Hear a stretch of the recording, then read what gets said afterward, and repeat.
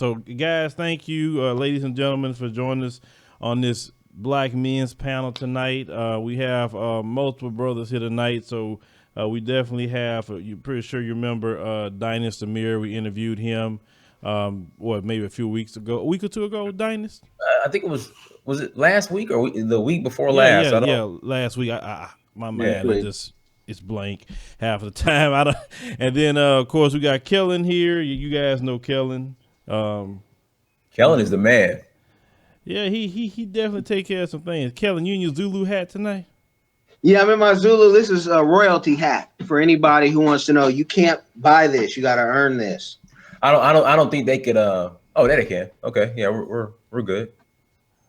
Yeah, and so also we have brother Tareen Rain on the line as well. What's going on? All right, brother. Thank you for joining us on the panel. It's good. It's good to have you here. Get some young brothers and child join in. Also, we got Harvey for the first time on the show. We have to thank him. So, Harvey, thank you for joining us on this panel. No problem. Good evening, gentlemen. All right, now, like I said, we Willie D supposed to be joining us, so I gave him the link and everything. So, he said he has something going on, but he's gonna join us. So. Hopefully Willie come in and then Willie can share his particular spotlight on this topic. So before we get started, I want to play a quick, short little video with Dr. Frances Cress Welsing, and then we're going to get into it. If we don't see the threat, we are in serious trouble. Down at the Black Caucus, they were giving all the statistics. 66% of black children being born in single-family households. That's not to demean that household. White supremacy is saying, I'm taking away the conditions for enhancing black masculinity. I'm taking away the conditions through which you might produce soldiers to carry on activity on your side of the chessboard. In addition, since I have your situation so strung out and you watch more television than anybody else, I'm going to serve up to you men dressed as women. And I'm going to have you sit there in your frustration. Women and male children. And serve up laughingly in your face black men dressed as women. Do you all understand me? This is a serious war. All right, ladies and gentlemen, that was a great and definitely rest in power Dr. Frances Cress Welsing. She's the one that exposed us way before and went on. Now, fellas, whoever want to go first, what's your take on what Dr. Frances Cress Welsing has stated, and how is that playing out today? She called it. She's telling the truth. Yep. She called it back in the early 70s. She predicted it almost 50 years ago that this was going to come to be. And every day it gets worse and worse. Look how the last 25 years hip hop had been feminized. First, they had the brothers taking the shirts off. If you notice on the magazines, they was all hugged on each other. We didn't do that when we was kids. You wouldn't be caught hugged on another dude like that. Then they stopped wearing the soft colors and stuff.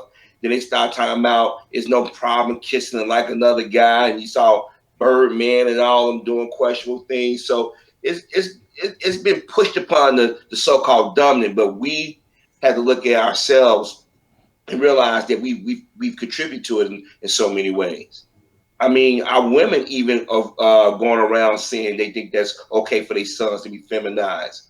And it's sad. It's killing our numbers. Tareen, you want to chime in on that?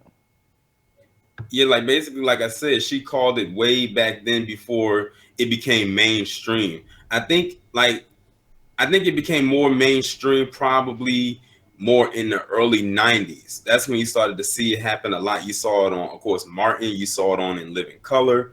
Then you started to see it more and more as the 90s went on. And then now it's really like, it's like one big explosion. And it's like a runaway train with no intent of stopping.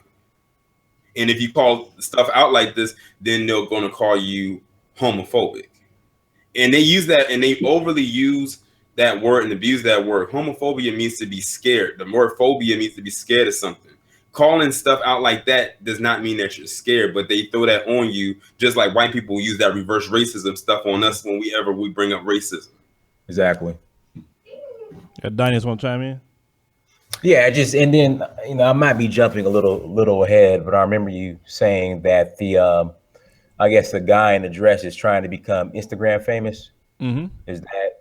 Yeah, but so what we're noticing now, and I don't want to call it a career, but I was a aspiring model and actor at one time. It didn't work out, and I just started to notice that all the I would say opportunities that were, in quotation marks, opportunities that were being put in front of me and other black men in the industry were either kill a Sambo, you got to be the destructive clown, or you got to be emasculated.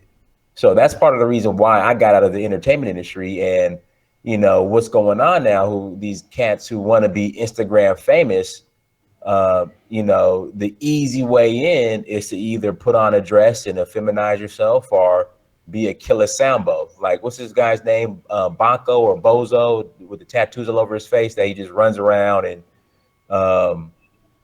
is just a destructive clown. And of course you got all these rappers, as long as you're rapping about, terrorizing your own community, you'll get on. And then again, if you feminize yourself and put on a dress, to get people are now putting on a dress to get laughs and likes. So that's what we have going on. And then of course that's being pushed down in front of us and forced in front of us. We're being force fed it. And again, like the brother Torrin Rain said, if you even speak out against it and say, hey, I don't agree, I disagree with this, I don't agree with it at all, you're labeled the bad guy, which is crazy. Kellen, want to join in on that? We'll say goodbye, say hello to the bad guy, because I'll be the bad guy. You'll never see another bad guy like this. Living in Seattle, we see this daily. You see grown men, 6'3", 250, solid, full beards with dresses on. It's a real thing here in Seattle. It's not even it's not even almost shocking. Reason why my time here is limited, just because the culture here, you can be whatever you want to be. And I think that this was a joke, and trying to get Instagram famous says a lot about what we support as a community. We know there's rappers, rainbow hair, this, that, say anything, do anything just to get on.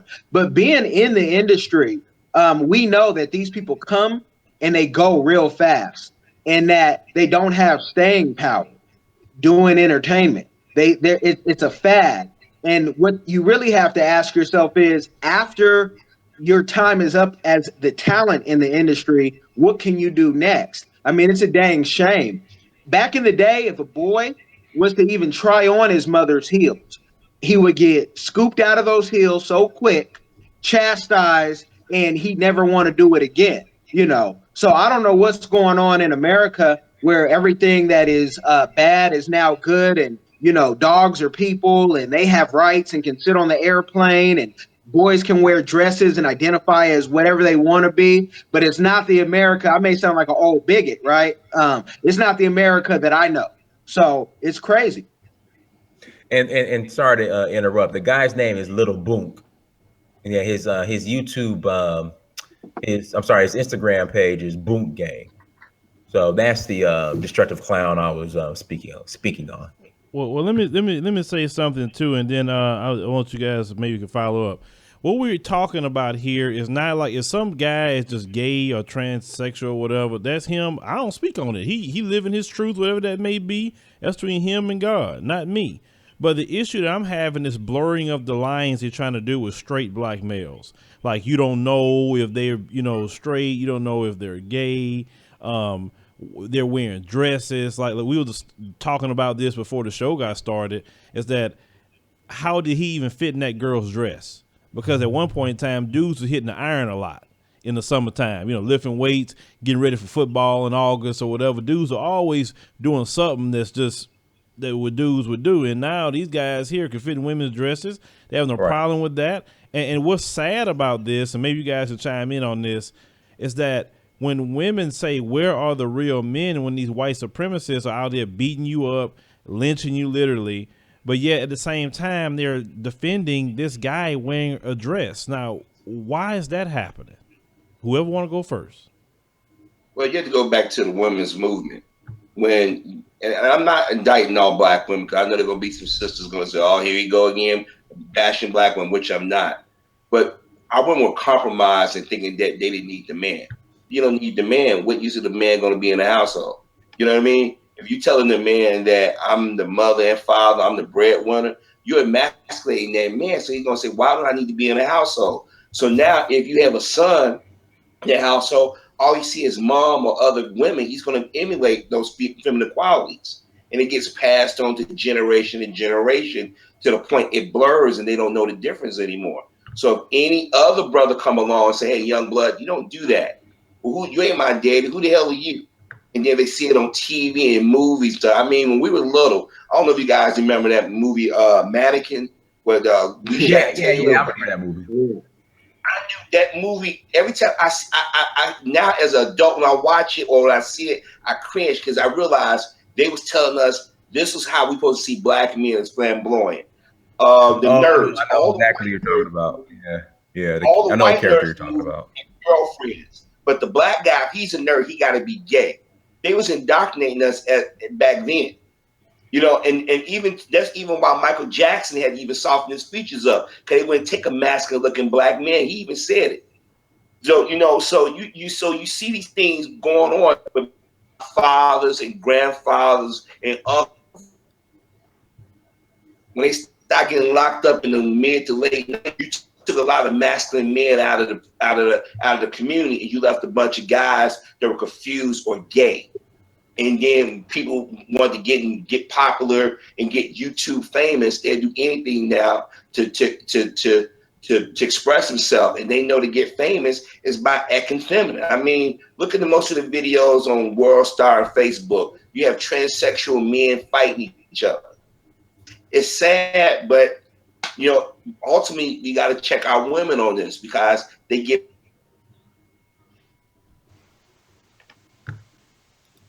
Did we lose the brother? Oh yeah, I see him still.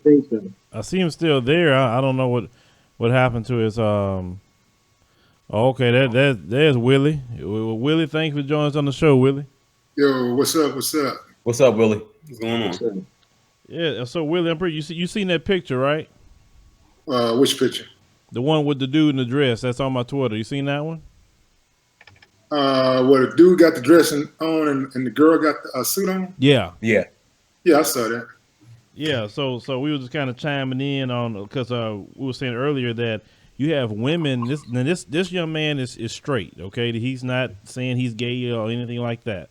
But yeah, you had a bunch of women come out defending that behavior and saying what's wrong with it. But at the same time, they want you to fight white supremacy and saying where the soldiers at. So why is we have this blurring of the lines now? We have with in our society. Wow, man, that's the $63,000 question. When you're at war, man, one of the most effective tools is confusion. See, if you can get the soldiers to get confused about why they at war in the first place and who the enemy is, then you can be a lot more effective in fighting them, because you can break their will. You got all of this confusion, like, hey man, I don't know if I want to pull out or not. Well, why are we out here? Well, they ain't even fed us today. You got all kind. You got people saying all kind of things. So, I think that's one of the most effective tools, man, is confusion. And if if we ain't confused, I don't know who is confused, man. I mean, we're fighting so many battles, like, and we're at war, and we're fighting so many internal battles. You know, we got the gender battle, right? We got the men against the women. We got the youth against the old, you know, the elders. You know, we have the light skin versus the black, the dark skin. You know, we have the have versus the have-nots. You know, we have the Democrats against the Republicans. You know, we go on and on. We got all the divisions, and on top of that, you know, we got the East Coast versus the West Coast, the South versus everybody. And damn, man, it's like, you know, you got then past that, you got this block versus that block, this Houston versus Dallas, you know, Oakland versus LA. You know, it's just we just create we love these enemies. We like creating enemies, man. Yeah, I see. Tareen, you want to join in on that? My bad. I was just listening to everything and like really soaking up everything that was being said. But I'm still trying to figure out how was he able to get in the dress. That's the part that I'm stuck on. How did he even get in the dress? It looks like by looking at the picture, I would not be surprised if they custom made the dress to fit his body.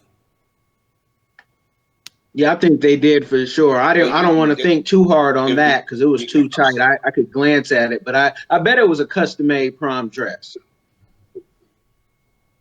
But that's how they make clothes nowadays. If you guys ever watch those fashion shows, they making clothes unisex for men. So it's not that hard to fathom, but I know what you guys saying that it just look too easy. Right. You know, it just how they making clothes nowadays. Biggest question is, what would make a man, you know, somebody that's made to have bruteness, you know, masculinity, you know, what would make a man think that first and foremost, wearing a dress is a good idea, putting on a dress is a good idea. I wouldn't put on a dress for money. I wouldn't put on a dress for a joke. You know, like one of the most like basic things about a man, and I think one of the most guarded things about a man is his masculinity. And a real man will not do anything to put his masculinity in question.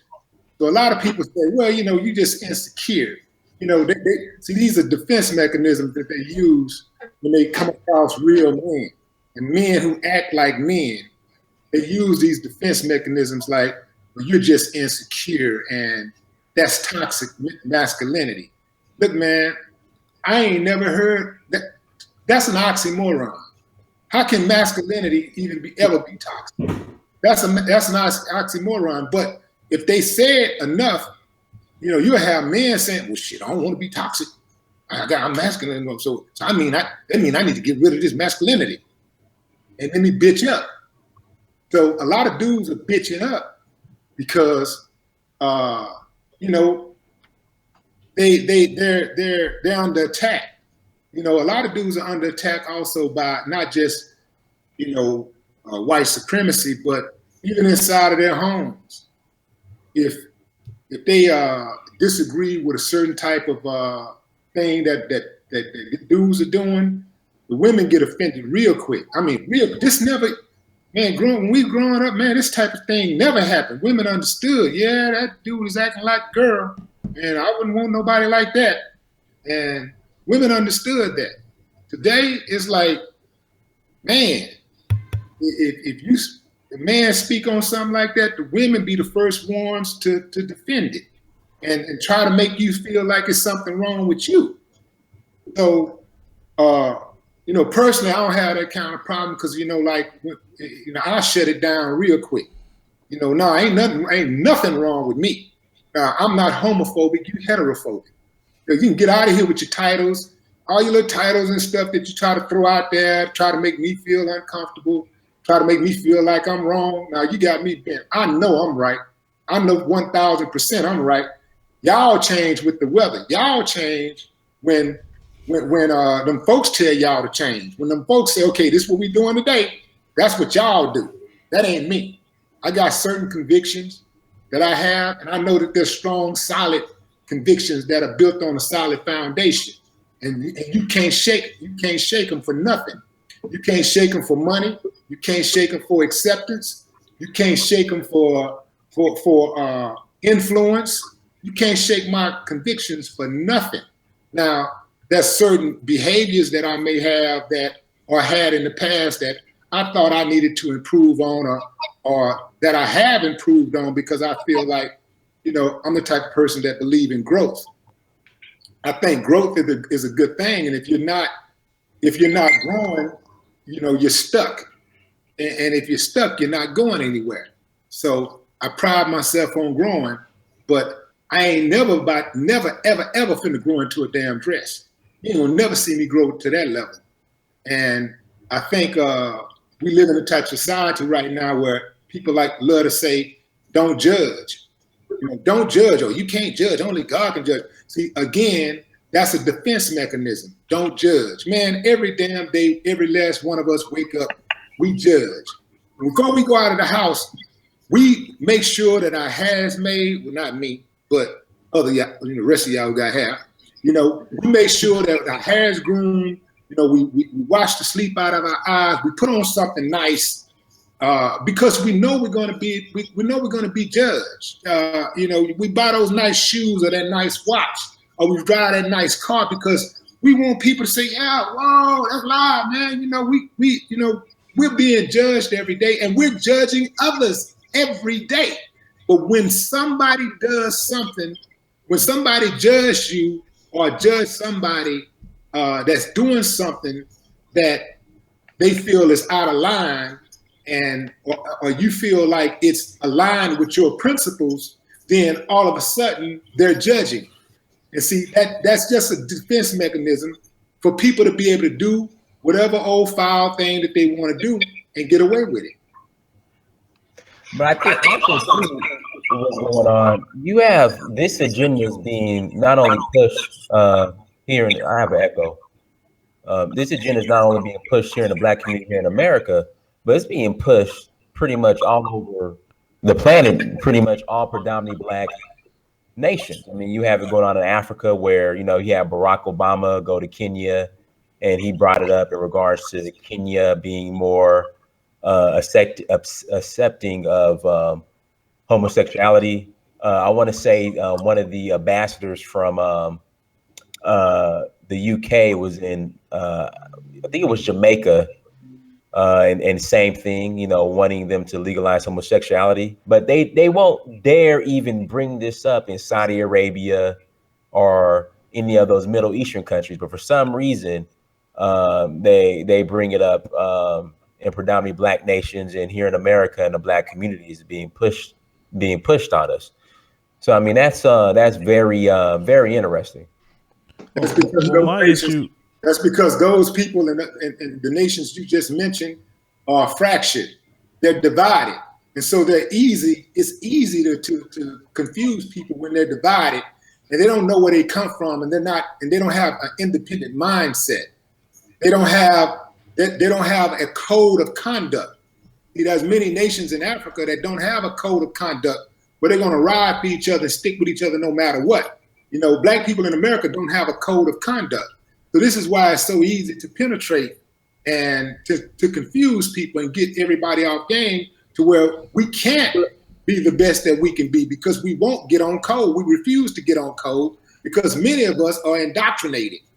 Many of us are indoctrinated. And when you start talking about Black folks doing for themselves, you're like, wait a minute, we can't do that. Massa didn't tell us we can't do that. Massa don't want us doing that. We got to wait on Massa to save us. I'm waiting on Massa. I don't care. You gone now. Y'all gone with that old up north talking. Yvette Cardell. Guys, let me jump in, guys. I want to keep it where I can get everybody's opinions in. I don't want nobody left out and everything. So I'm kind of trying to call you one by one. Because people keep mentioning people like Tekashi 6ix9ine, and at one point in time, Willie, you know this. If Tekashi 6ix9ine would have came out in the 80s and 90s, if anything, he'd have been called a gay rapper. He would not have been even allowed in any spaces. Yeah, but he's not black. I don't care what he is. He's in hip hop now, and black folks follow Tekashi 6ix9ine with all that rainbow hair and all the things that he's doing. So they're allowing Tekashi 6ix9ine to do that. So I'm kind of going in order from what I'm looking at here. Kellen, Tekashi 6ix9ine, he's in hip hop. More blurring of the lines, in my opinion. But what do you think? Well, like we said in the beginning, before Willie D came on, the legend, and he can speak on this and let you know how even a Bushwick Bill, people thought Bushwick was a gimmick until he started flowing, and until you saw what he was really about, that life. But Tekashi 6ix9ine is one of the artists that, being almost 20 years in this, behind the scenes, you see somebody like that come and go. And he's going to come and go real hard, and everyone's going to then try to treat him like a Tupac, which he's no Tupac. I don't care how much money he thinks he's giving out. Tupac, I mean, you guys saw the movie, but Tupac was doing so many other things behind the scenes. And being from Okanda, East Oakland, I mean, that's our legend in the streets. But I want to touch upon, because Willie was speaking about the Bible real quick. And I saw someone in the comment section, and people want to talk about the Bible. Oh, the Bible says you don't judge outward appearances, but the Bible also says you got to judge righteously.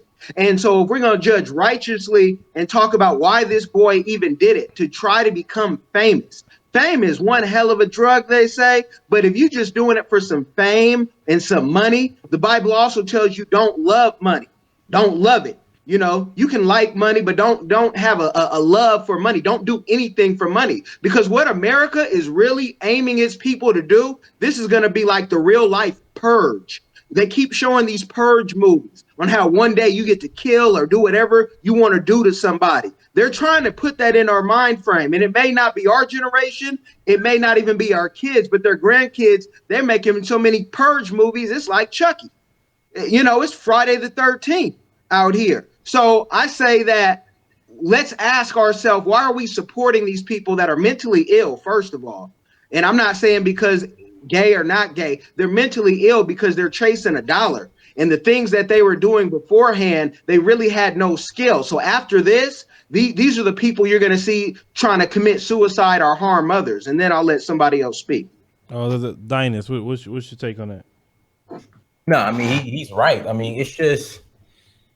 It's funny because when you brought this up maybe 10 years ago and said, hey, there's an agenda to feminize the black man, people would think you're crazy. People would think you're a conspiracy theorist. But now I don't even think they're trying to be discreet about it. It's just out in the open.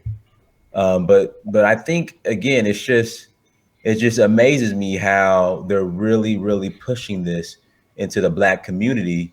And then, you know, they're putting these black entertainers. Like I remember I was listening to a speech, Kerry Washington. She was speaking, I think she won an award from GLAAD. And she was just in front of predominantly a white audience going off on how the black community is homophobic. And I'm just looking at this, I'm just like, goodness. So they're just giving these people a platform to chew out and attack the black community, call us homophobic, call black heterosexual men. I mean, you know, call us, you know, basically if you're black and you're a heterosexual man, you're a toxic black male, you know, then you have patriarchy. And, you know, they're just sponsoring this and, you know, via black actors and actresses and entertainers, because it's just unfortunate in a black community. I mean, we can't, unlike other communities, we can't separate real from fiction. So a lot of us live vicariously through these black entertainers, and then that's how this agenda is being pushed. And I want to follow that real quick before we go to Tareen, is that, you know, they talk about black men, oh, we the most homophobic, whatever. That's a stupid term. But remember, if people old enough, remember Matthew Shepard and what them white guys did to Matthew Shepard? Right. I'm pretty sure Harvey remember that. Story. Oh, okay. I remember. The reason why they came up even with hate crime laws wasn't even behind racism. It was behind white guys killing other white people who were gay. They kept just killing them. And that's what they came up. That's where they pushed this hate crime legislation from. It wasn't black men that was killing a bunch of gay people. It was white men. And they always try to project their crap on us. Always. They the ones that doing all. Only time you see a black man do something like that, unless, and this is something I never agree with, don't be getting all that surgery, then trick a guy and say you know you really a woman, and then he go find out that you're not. That's usually what happens. You know, but I'll let Tareen go next. Go ahead, Tareen. I just wanted to add that in. I said I found it oddly strange that they say that black people are the most homophobic, yet we aren't the ones that's putting policies in place to keep the people in the gay community from doing what they want. Do you remember what happened in, I think it was in Charlotte, North Carolina, like a couple years ago, when they passed that legislation or something like that, with the restroom thing or something like that, and that's where the All-Star game was supposed to happen, and that's how and then they ended up moving it. I said that was all white people on that board. It was no black person on that board when they came up with that decision. The only thing a black person can say is that they can say, I don't like gay people. What is that going to affect on your life? Those people who sit on those board meetings, those white corporation Fortune 500 people, they have the power to shut you out and not have you be a part of anything. And then they'll project. The reason why they project it on us is because we're the easiest and softer target. They can't go against them because they'll know they'll lose. Right. Harvey, you want to follow it up? I just want to remind everybody that, you know, when the HIV crisis was going on, a lot of white folk, whether they was getting to do STDs or do blood transfusion, white folks pushed them out of their communities. And what do they run to? They ran to the black community. So when they say we homophobic, you need to remind them there was our mothers and fathers, aunts and uncles that let you live in the community, live next door and didn't judge. When they family disowned them, when they was slowly dying, we're taking food next door to them, praying with them. But in the 1990s, they figured like the enemy of my enemy is my friend. They did what the Jewish community did. Turn around, make the black community a villain of the story. But they went after the black church, and the very black church they went after it, now embracing it. That tells you it's a sickness within our community because they let people in the media wave dollars and stuff in front of them say, hey, this is the norm. Because black people, we seen gay people out of our community for years and never had no issue with them unless we said, stay away from that guy's house. He do some weird things. That's as far as it went with us. But now we get blamed for being homophobic, music lyrics, everything we do. But yet we're the ones who sitting there saying, okay, let them people be. When that stuff happened in Texas with the woman that wasn't certified in marriages, it wasn't black people screaming and yelling. When veterans died, they protest at the funeral saying it's because of gay people. You don't see black people around there. So we need to start pushing back on that. We're homophobic. But we do need to call out how people manipulate our young brothers and sisters. These teachers coming in telling us it's okay for you have two dads and two moms. These kids haven't hit puberty yet. Let them discover their sexuality at a later date. Don't stop corrupting these kids when they're 5, 6, 7 years old. That's not right. But I mean, like I said, maybe I'm just too realistic about this, or just too aggressive when it comes down to the gay community motives. And it's sickening that our people seem to be embracing this crap now. Well, really, and I want to follow that real quick, Harvey. President Obama is the one that really catapulted that. Okay, all the things that he could have, he could call people for, or issues he could have pushed. You look at Trump. Trump pardoned all kind of people, and he didn't wait to the end of his term to do it. Obama, he just calling everybody. Jason Collins, remember, he calling him up, and all these people that he was doing all this stuff for, and we didn't get anything. Black men didn't get anything. We didn't get prison reform. We didn't get a thing out of Obama. And now since Trump came in, now I don't know if you noticed how they didn't got quiet now. Have you noticed that? Look at the Supreme Court they did last week. They punted on that decision about the cake. Normally, they would have said the guy who reviewed service, he had to let them come in. But now that they got Trump and this sort of a change in policy, they told the gay community, y'all go somewhere and be quiet. And there's no gay people who was complaining last week. They know better. Obama was their best friend, and they shitted on him. Now they think Trump is in office. They think they can get away with that stuff. You're putting it in your place. And then if you look at TV, and I want to add this on real quick. If you notice on TV, the CW, all they superhero shows, they got a gay agenda. It's like when Black Lightning hit the 2 black lesbians.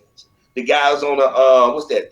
Arrow. He's a gay dude. I'm like, why all of a sudden y'all pushing this gay stuff and then equating it to blackness? It's not the same thing. I can't hide my skin tone, but you can hide your sexuality. I don't want to know what you do in the bedroom with somebody of the same sex. Right, I agree with you 100%. I don't even really want to see a bunch of men and women doing all that kissing and fondling on TV. I mean, to have a show. I mean, a superhero show should just be about, hey, you're fighting the villains, and okay, you may have a love interest or whatever, but even the love interest, it's not nothing that's graphic or anything like that. And you seeing all these, like you said, you seeing all this coming up in the shows now, and I'm like, why? Like, what does that have to do with the hero fighting the villain? Like, it has nothing to do with it. But look, they give the Black Panther. Black Panther made all that money, and what's the first thing the gay community say? What about the gay issue? Wait a minute. Y'all can't let us have just this one moment where this movie made a lot of money, then y'all bring the gay thing into it. I'm like, you got to be kidding me. Now they saying that Disney might introduce a spin-off movie with the women, those sister gay lovers, because in the comics they already did that. So they know who to go after. Because if you start trying to push this in movies and stuff, white folks say, we ain't buying your stuff anymore. So they put it that seem to be the weakest on it. Because we accept any and every. That's a vice. We accept it and try to rationalize. But I want you to notice that how they're targeting, like just because our community, because they're not targeting the Asian community or the Arab community or the Jewish community or even the Hispanic community. They're not targeting any. They just so insistent on the black man. Yes, and then this other thing too. They pushing this pansexual stuff. And to me, that pansexual and what I'm seeing what's going on with that, that's a code word to lead to pedophilia. Right. Yeah, they won't leave that out either. And guess who's the face of pansexualism? Janelle Monáe in the Star Wars character. No, that's the face they want to put on it. Right. They're not the authors of that because if you do the research, but they got the most fascinating character, Billy D. Williams. His character was supposed to be a ladies' man, and you get Donald Gus pansexual. Wait a minute. I remember when I was a kid, women, if you just heard him talk, they melt. Now, when you look at this character, you're supposed to say, okay, he do anybody at any time, doesn't matter. That's a direct attack on old school black masculinity. Remember how they was talking about Malcolm may be gay? I mean, they even went after trying to make Malcolm gay. This is the agenda, and the thing is, Black Hollywood or certain members of Black Hollywood went along with that. I remember when they got mad at Tim Hardaway was talking about he wasn't down with homosexuality. NBA came down on him swiftly, and we sort of let that pass into the ether. Well, anytime somebody speak about it, they like, there's one thing that like hate people, okay? And we all know when somebody hate people or want to do harm to people, that's one thing. But if a person say, listen, do you in your life, but when you come to the point that you pushing it like an agenda, like you literally telling you little kids that this is a normal behavior, or get mad that if someone says, hey, wait a minute, look, do you live your life? You're grown. I'm not getting involved with that.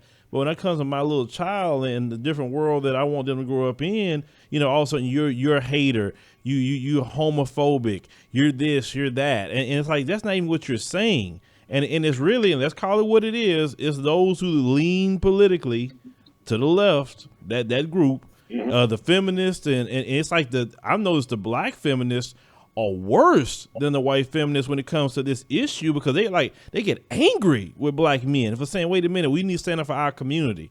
We need to stand up for our children. White supremacy is not playing. They dwindling in your numbers. Europe is falling as we speak. If you pay attention to politics, Trump is definitely stirring the pot to help them fall.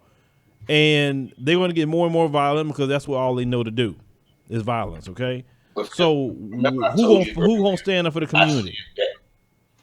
Remember what I said? It started in feminism. It started in the 60s, and for 50-something years, you had women with an agenda telling our women you don't need a man. If you take the man out of the household and that child sees nothing but a woman, they're going to pick up on that feminine energy, and they think it's the norm. I mean, look at every television show. You're going to find a black gay character on there. And then you got a whole network that's around the gay community. I mean, that's their business. They can have that. But when you see number of black faces representing that, you know it's an agenda. And like you guys said earlier, they're not going to push this in other communities because the men in their community are going to put their foot down. And which they should. Willie, you want to follow up? Well, they're pushing it in the other communities too. It's just that, see, what's happening with the black community is just a microcosm of the bigger community. You know, the bigger, bigger society. When you think about it, like, so we don't have as many shows on TV.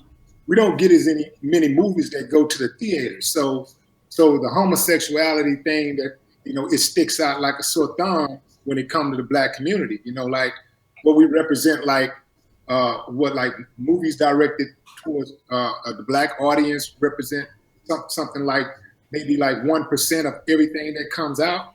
And so if, you know, what we see is the homosexual characters and stuff in the 1 or 2 or 3 movies that we have that comes out, you know, once a month, then it tends to seem like, you know, it seems that, you know, the numbers are really skewed, but they are pushing this agenda on everybody.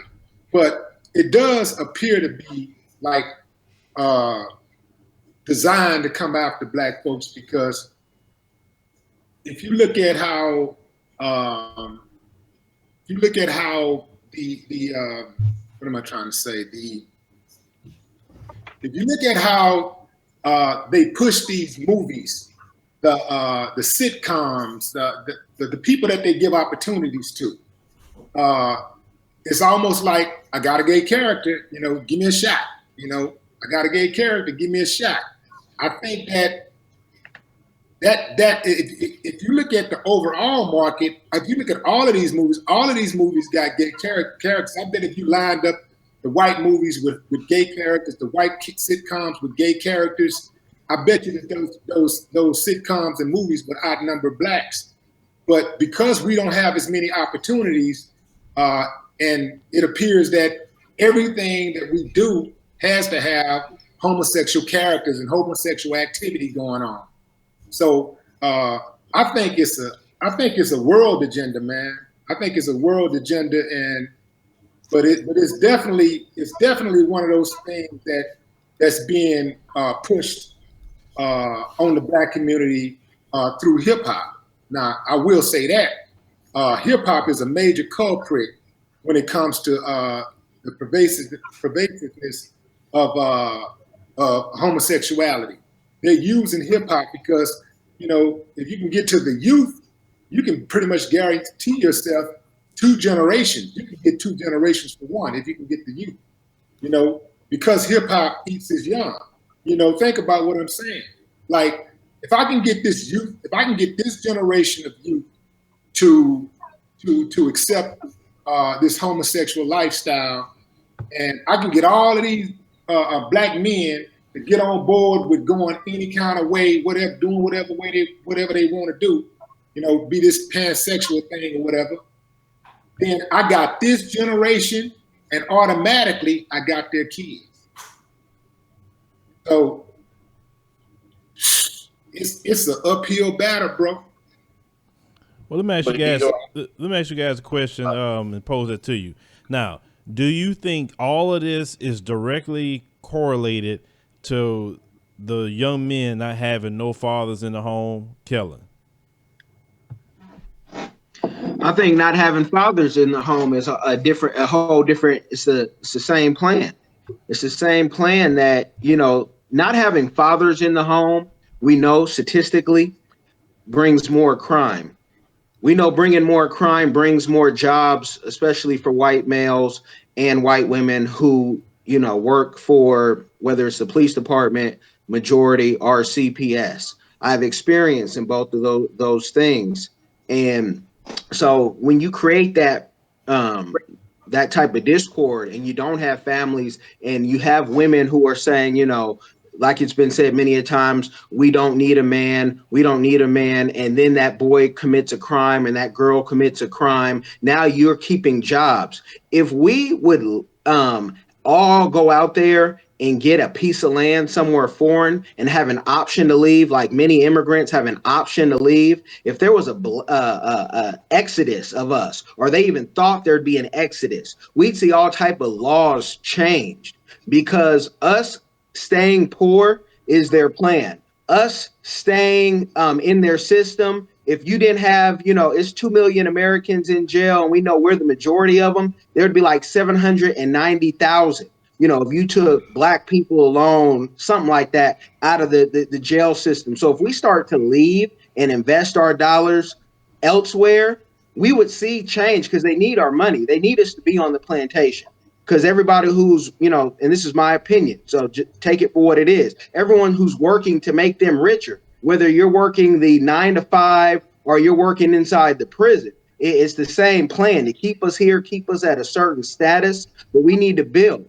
And so that's the solution. I like solutions. We need to build and have an option to go elsewhere. We know Africa won't be for everybody, but Mexico may be a place for you. Black Guatemala may be a place for you. Brazil, a lot of brothers like going there. We need to have the option for us to treat them different. And we keep talking and talking and talking, but 70% of Americans don't even have a passport.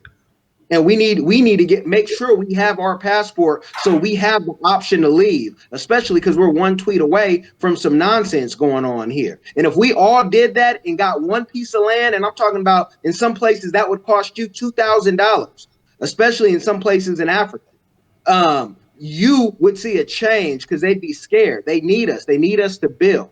So that's my piece on the fathers not being on the home. It's the breakup. They need the poor. And we know the poor is always going to be among us, but they need us. And right now we are the poor.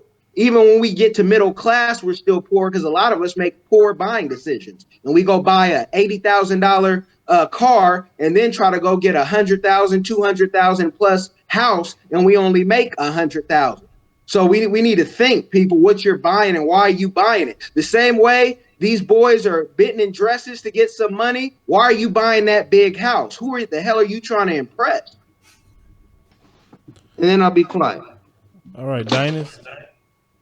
No, just to go back to the does this have anything to do with fathers not being in the home? If you notice, a lot of this, I guess, activities taking place in lower income, I would say, neighborhoods. I mean, if you look at the picture, you could tell from the background that's the projects.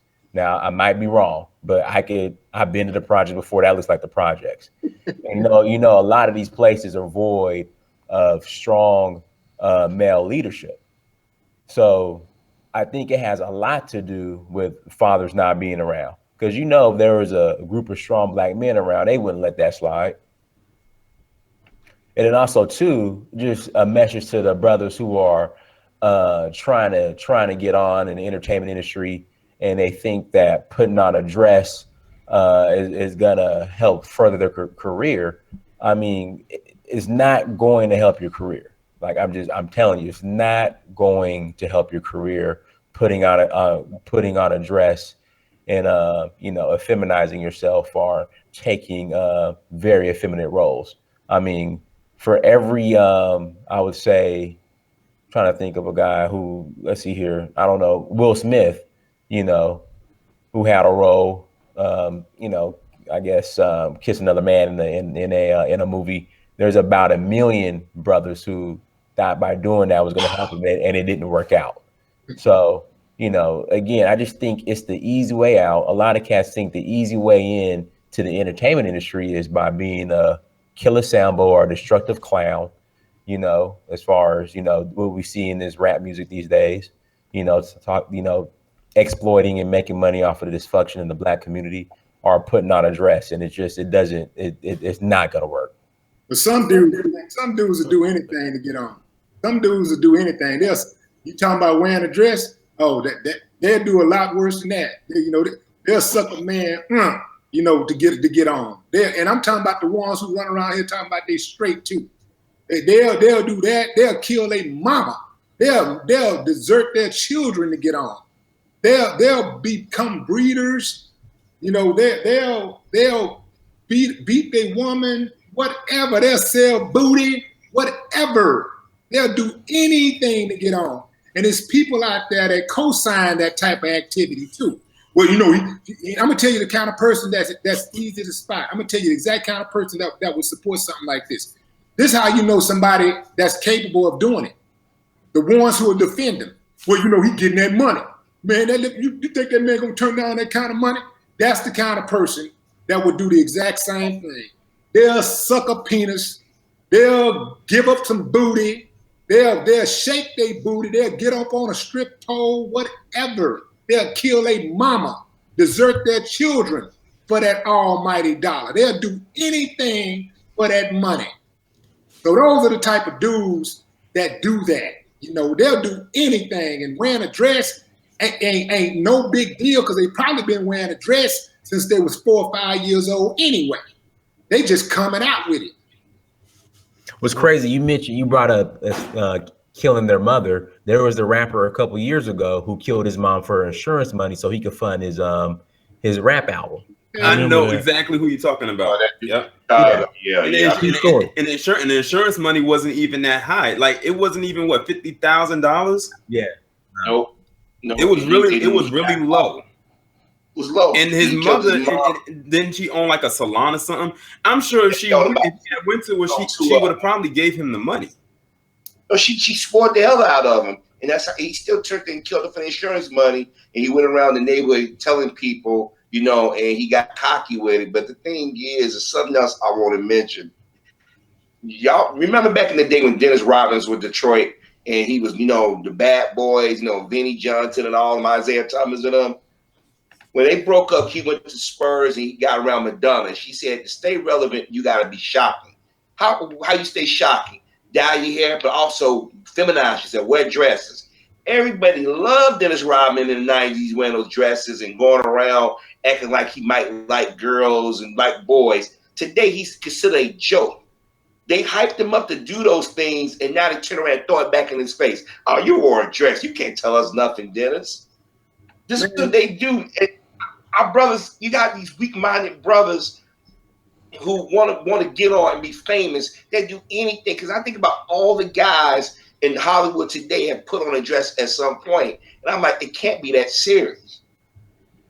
I can't even trust. If a dude put on a dress, I just can't. It's just hard for me to trust somebody that wear a dress. I can't take him serious anymore, brother. I can't. I know what you mean. I just can't look at him the same way because I understand as adults we had to do things to put food on the table, but I'm not going to compromise myself in that way because if you just think about how they were celebrating Frank Ocean coming out saying, oh, if other black people come out, why everybody's so obsessed with black men sexuality?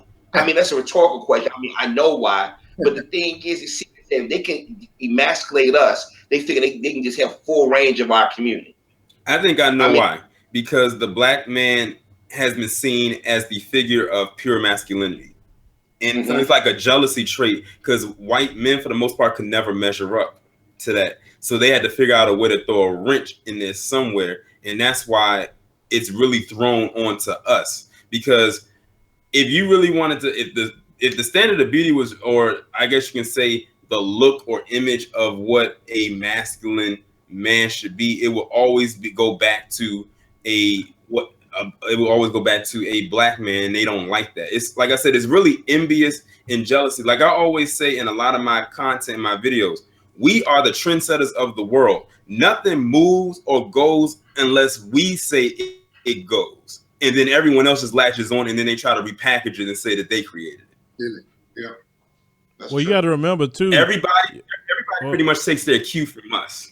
Well, you got to remember too. You know, it's like when you heard it first, it was the term hypermasculinity, and a lot of times that term came from white men directed at black males. Way before, and then the feminists start using that term. You have to remember that. Oh yeah, these black men, they so hypermasculine. Before the toxic masculinity came out now. Okay, and when they talk about alpha, like these same men are the original and quintessential beta males. They are. That's why they got to have a gun for everything. Because anytime a brother square up with them, what happens? They slap him in the face, they don't do nothing, or they get knocked out. Right. Every time.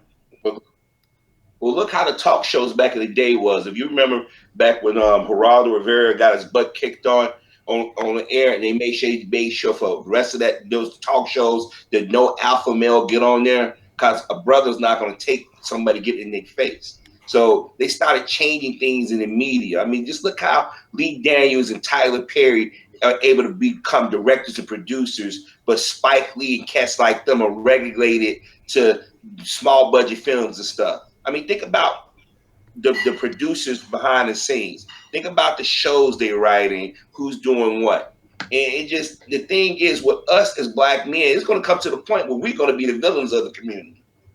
Cats like this, we're going to be. It's already happening. Yeah.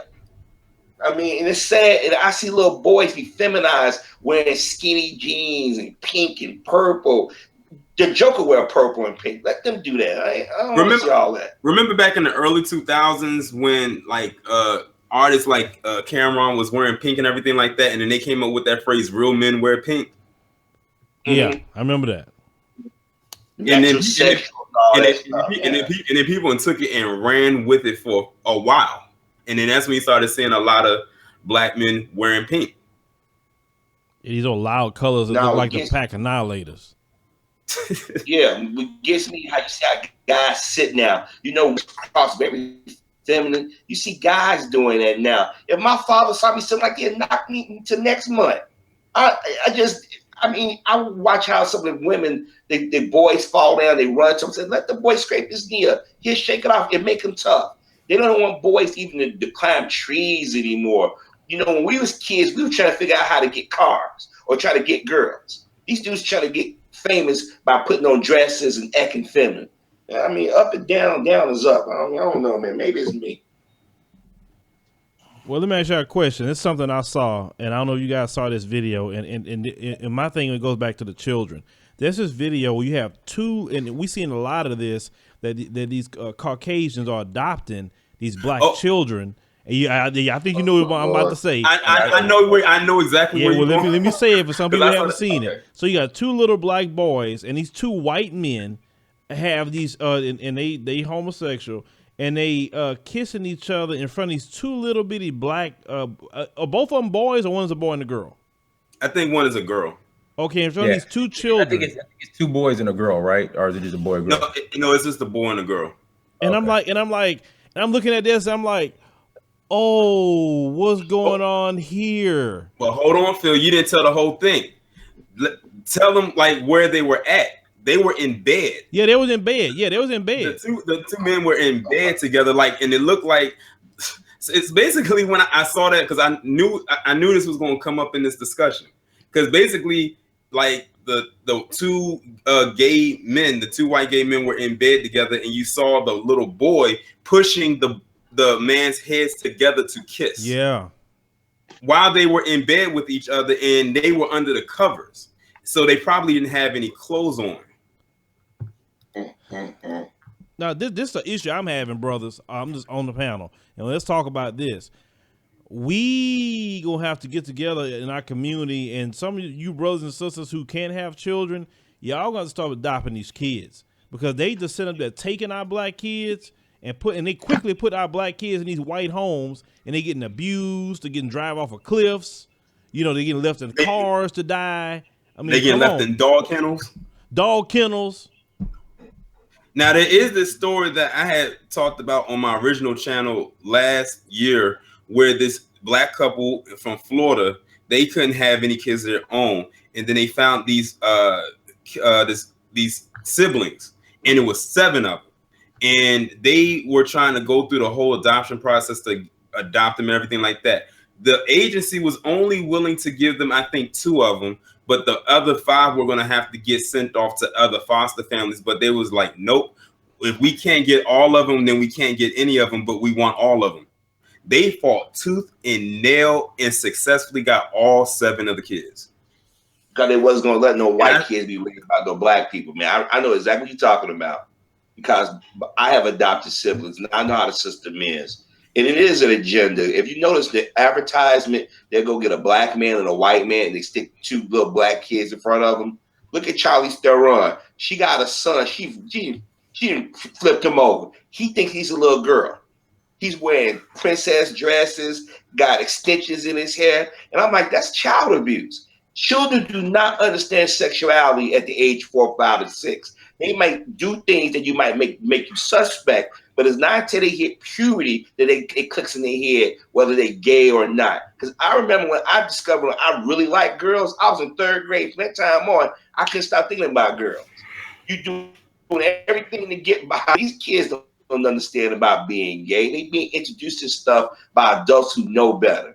It's not normal to see little boys and little girls be around adults doing that. I mean, they trip with heterosexual adults kissing, but yet gay people, that's the norm.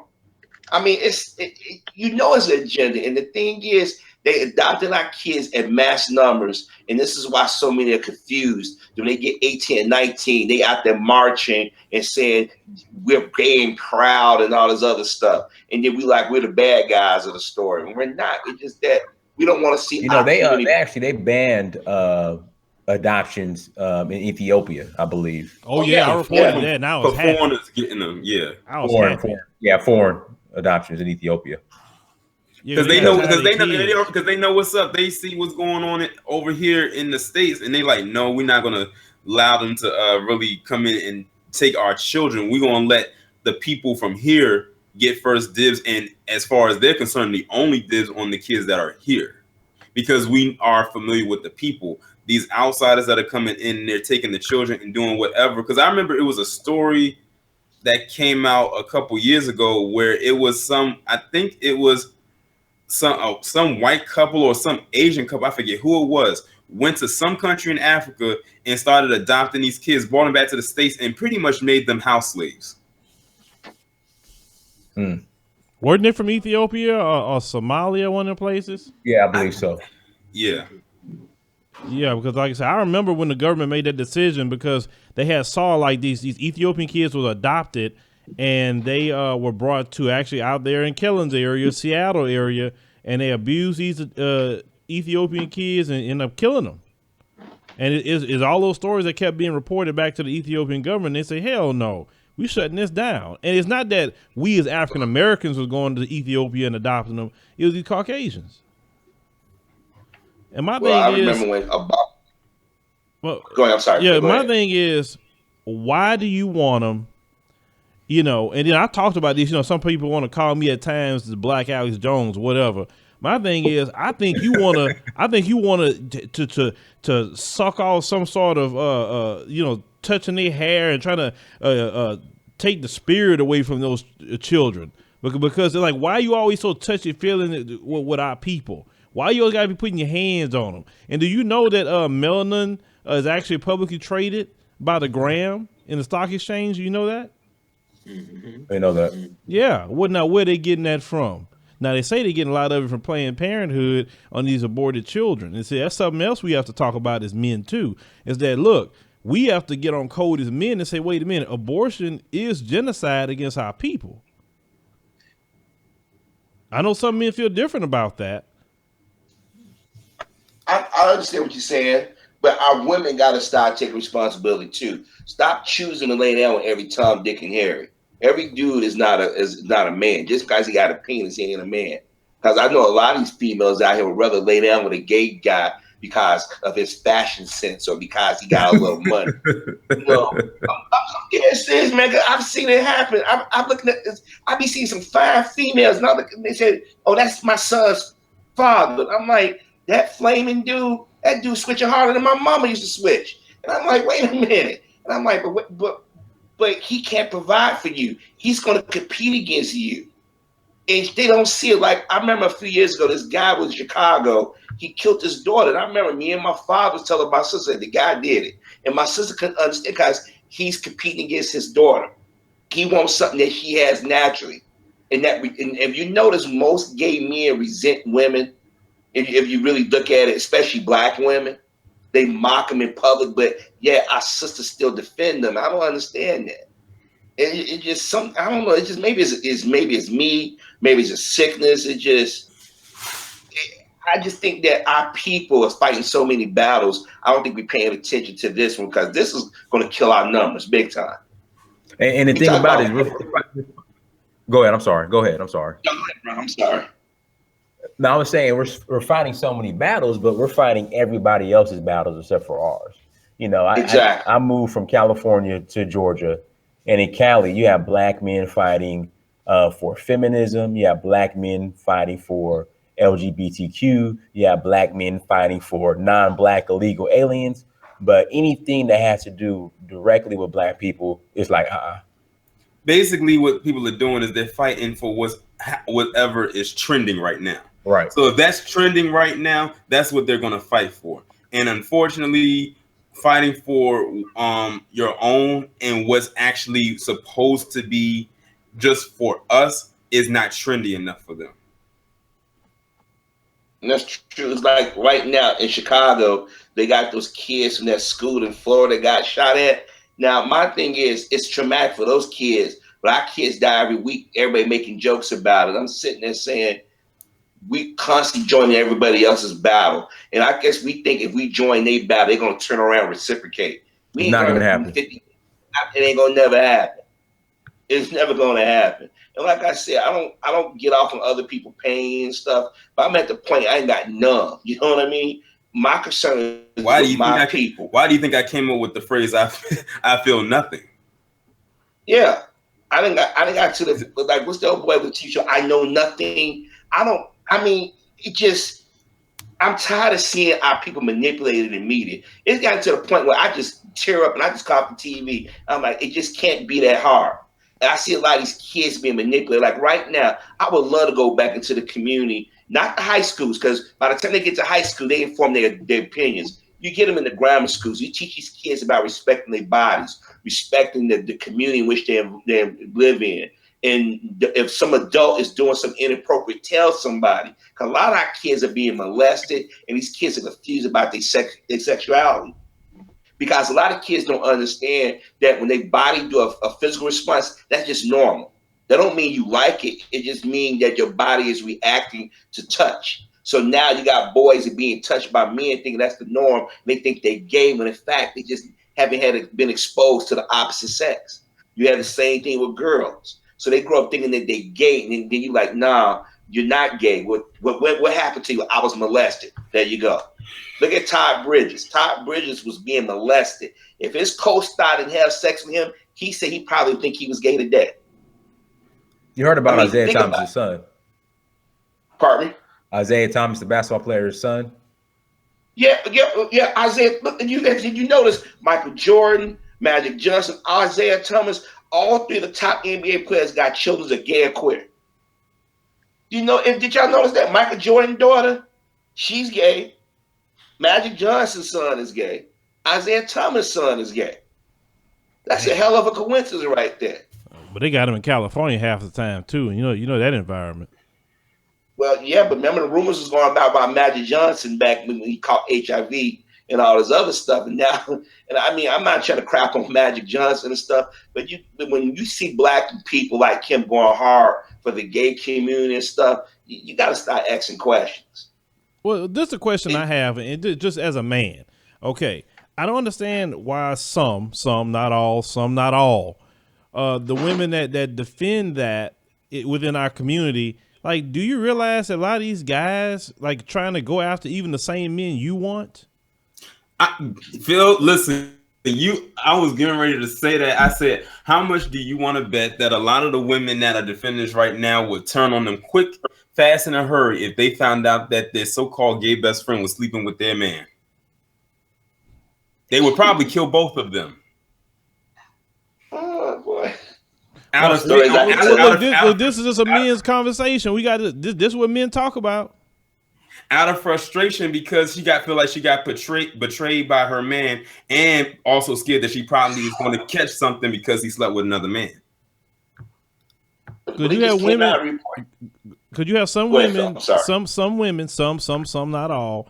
Allow these guys to be blurring the lines with them being so feminine, and they with women, but still you see all that, like they say, all of the rainbow color stuff they be wearing, loud clothes, they clothes so tight on them. You know, that's what women do, wear tight clothes so they can show their figure. That's not what men do. Okay, so these guys walk around like this, so it wouldn't be far-fetched You know, it's like which one of y'all? It's like it's sad when you got women that has more masculinity about themselves than these dudes. So I don't know. These women ain't just, these dudes ain't just showing they body, they figure. They literally showing their ass.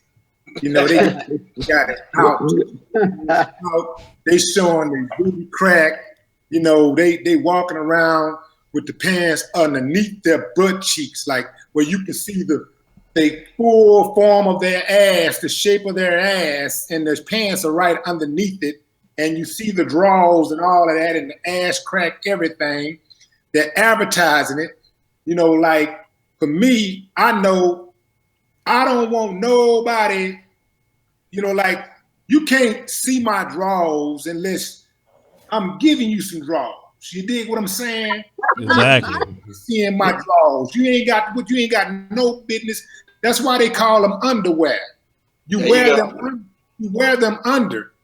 But these dudes today, you know, they walking around with it, man, and they proud about it. And, you know, just wearing regular clothes. I don't want no fucking dude looking at me like that. I'm sorry for cussing, but I don't want no dude looking at me like that, man. Don't be looking at me, nigga. You know, like it's the fight come with mine, you know, like, and you can say what you want to say about me. Ain't nothing wrong with me. It's something wrong with you for accepting that type of behavior. It's something wrong with you for being comfortable with a dude who's comfortable around that type of activity. It's something wrong with you. Ain't nothing wrong with me. All of this stuff about trying to call somebody homophobic and all these other words they try to use, you judging, man, those are just defense mechanisms to keep people off your ass for calling and to keep people from calling you out. That's all that is. So, you know, why is it that they're running around here using terms like homophobic and ain't nobody calling them heterophobic? You got to understand that the media, the majority of the people who work in the media are homosexuals. So that's their agenda. You know, the majority of people who run social media are homosexuals. This platform we on right here, the majority of people who work at YouTube are homosexuals. You know, Instagram, Facebook, Snapchat, all of them. So why do you think that if you attack or you say something bad about one of them, your posts get taken down like this? They're a protected class.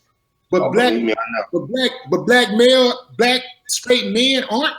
You know, like they are a protective class. So they're gonna protect that. So if you say something, if you come too strong about black male masculinity, then man, they might take you off the whole platform because you're going against the agenda, man. The agenda is to weaken the black community, and ain't no better way to weaken the black community than to take the black men out the household.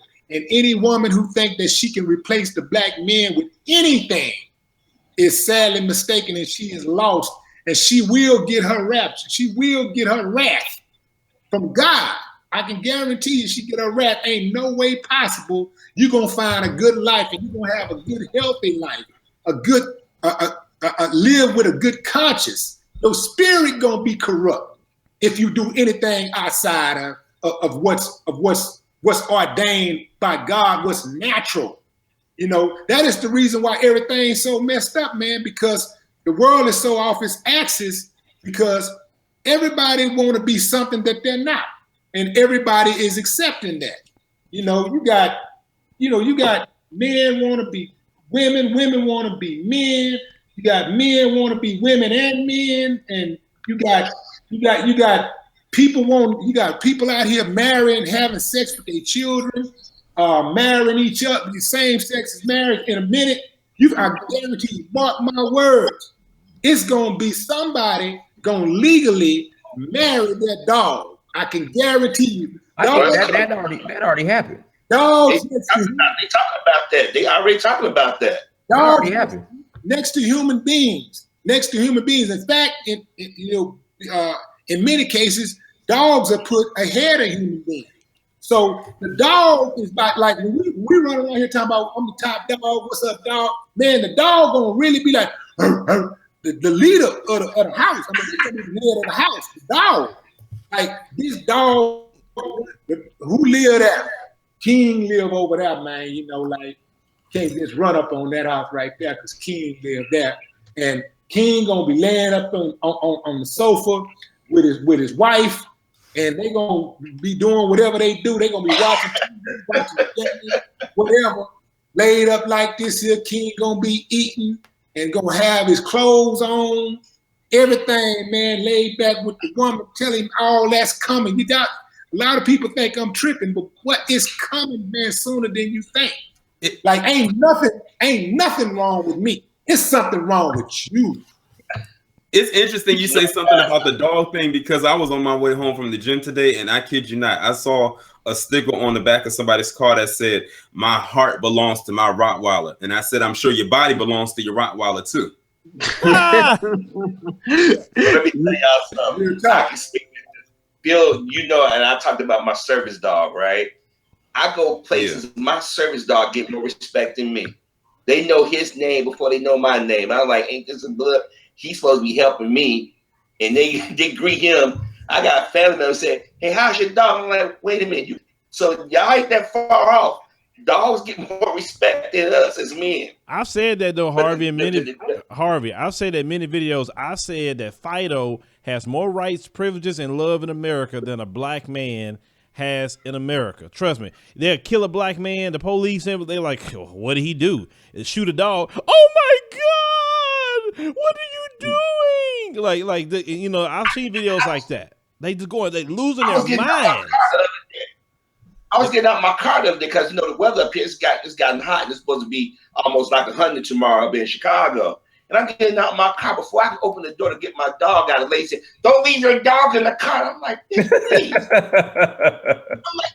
I'm like, white people, they go crazy when they see me and my dog. "Oh, he is so adorable." And I'm like, y'all looking at them not as a pet. Y'all look like y'all want to have sex with these dogs. And I kid you not. And he's a German Shepherd, and people love German Shepherds. So, you know, when they talk about the love of animals, they ain't that far off, because I've gotten videos taken off YouTube even talking about how bestiality is picking up steam in this country. And you hear stories every other month with some white woman getting caught loving her dog a little too much, you know.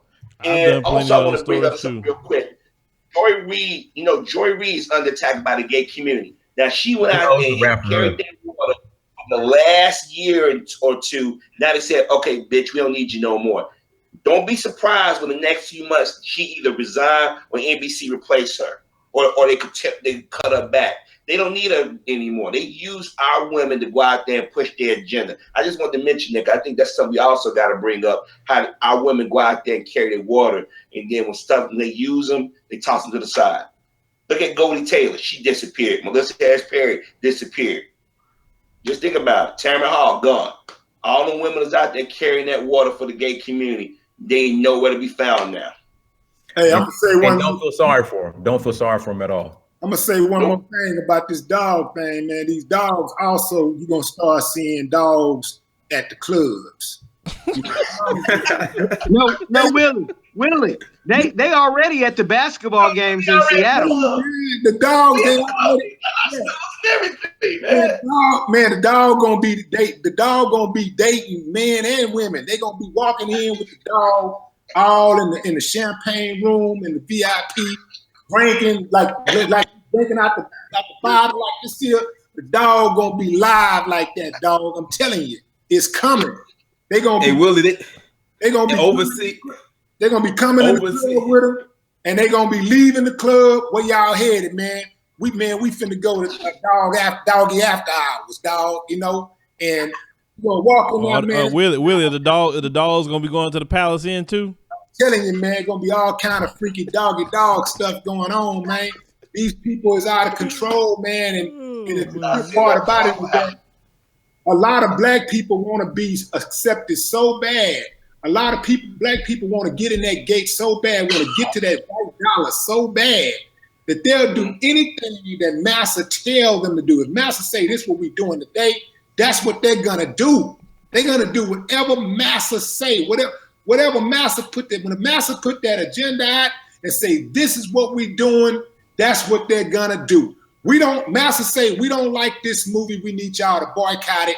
they're going to boycott that movie, even if that movie is the first epic or cinematic film featuring a biopic that's about one of the bravest warriors in the history of civilization, especially a black warrior, Nat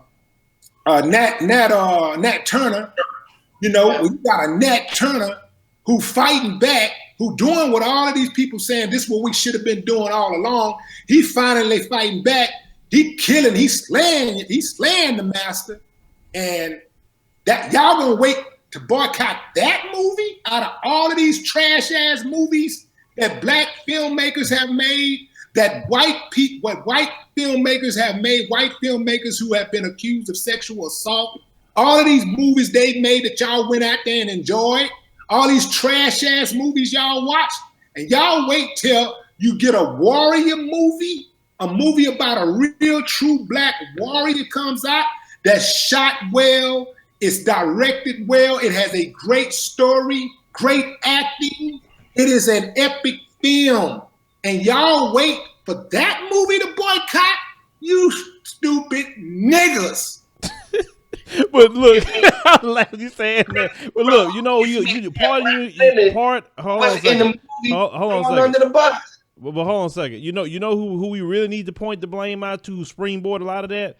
Roland Martin allowing all the Amber Phillips and all them trainer feminists to go on his show and springboard that mess. That's the ones that was doing it. Then the white media started jumping on his old case that he was acquitted for. Okay, that so-called alleged rape case he had, and even white folks say he was innocent. Let 2 black men off or whatever. So Roland Martin has a lot to play with that too. That Amber Phillips was when only time he had a problem with her is when she said all black men has committed sexual assault. Oh, he had a problem then.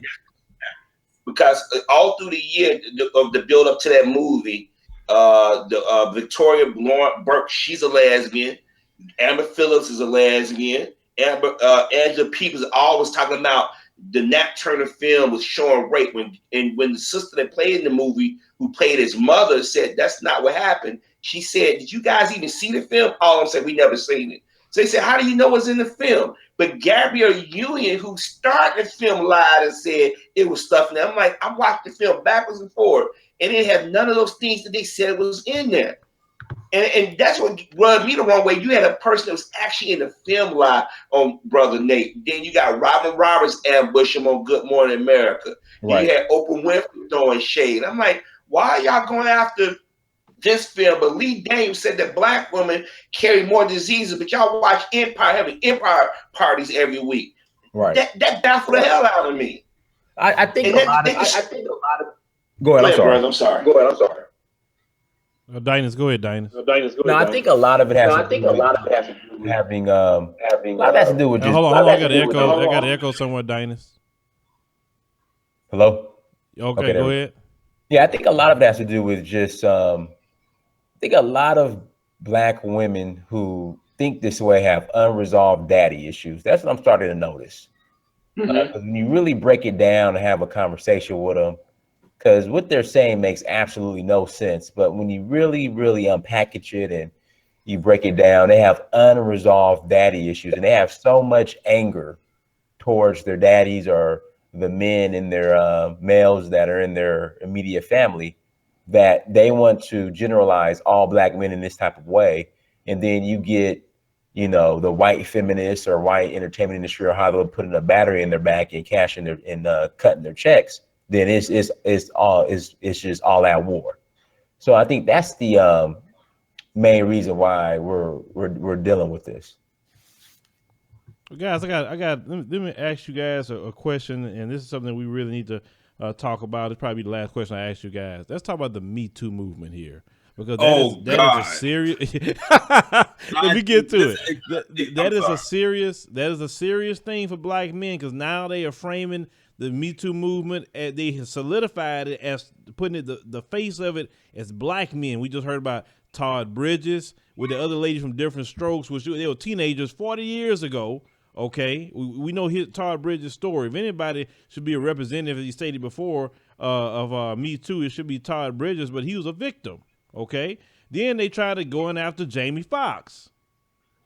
So that one was just ridiculous. Yeah. So now, you know, every week it's some black man they trying to frame in the Me Too movement, and 9 times out of 10, so far 10 times out of 10, it's been a white woman has been attached to that. Okay, so the only 3 black men I saw that fought back and they shut up about him was Tavis Smiley. He fought back. The media shut the hell up. Russell Simmons, he fought back. The media shut up. And now Morgan Freeman, because I remember he got his lawyer involved and they shut up about him. Okay, so fellas, let me see. He been quiet. Keller, Me Too movement. Me Too movement. This one is big. And you mentioned Tavis Smiley. Tavis Smiley, to my knowledge, still hasn't got his show back. So, you know, justice has not been served. Because nowadays anybody can say anything. And Hollywood has been Hollywood since its beginning. You had powerful men who, you know, would go have fun. Some would abuse their power with women. That's been Hollywood. People have had things on tape. Hugh Hefner was one of the biggest, right? If he was still alive, people might, you know, have called him out, but nothing would have happened because of certain connections and some people being embarrassed. Hollywood probably, you know, has tons more stories, but for us, they're intimidated by us. And they show that even in the adult film industry, they show how, you know, you have a thing called the cockhole where they want to watch us perform with their women. Hold on, Kellen. Hold on, let me interject. Yeah. That is the weakest, extremely beta male thing you could do. You want to watch a black man lay down with your woman and you want to sit there and watch that crap?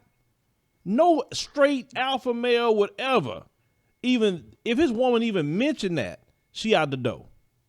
But I had to add that. I'm sorry. Go ahead. Okay, but that happens more than just in Hollywood. You can go to the Green Door, Trapeze, Power Exchange. You pick the city. You can Google those names, and you can see that happening every night. And people in San Francisco at clubs make $15,000 and up at movies. And you could these are clubs where you're allowed to go freak off however you want to freak off. I know Dynas knows about the one in Atlanta. Not that he goes there.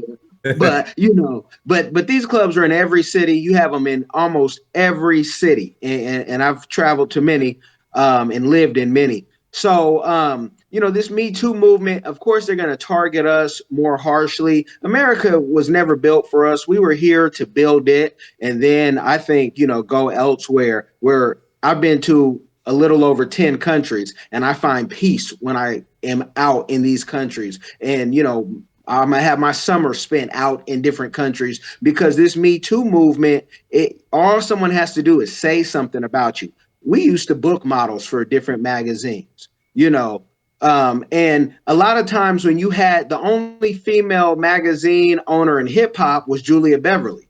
And Julia Beverly, you could send your photos and everything could go cool. But every magazine male owner that was out there could be accused of something, whether he got the photos or not, because someone could say, well, I slept with him or he made me feel a certain way. I think this is an easy way for us to target them. Anybody who's had to fight a case knows all they have to do is accuse you, and then you have to fight it and prove your innocence when it's supposed to be the opposite in America. You're supposed to be innocent till proven guilty, but you're guilty until you prove your innocence. And so it's an easy way for them to keep this fight going, because one thing they know that black folk, especially men, we can make some babies. Phil, you talk about it all the time. You've never seen a black man and a white woman get together that cannot have kids, but constantly they can have kids. And here in Seattle, we constantly, being from California, I can see how every time they want to have some children, go get a black guy, whether they want to stay with them. It's a lot of lesbians here in Seattle who will just get a black guy just for the kids.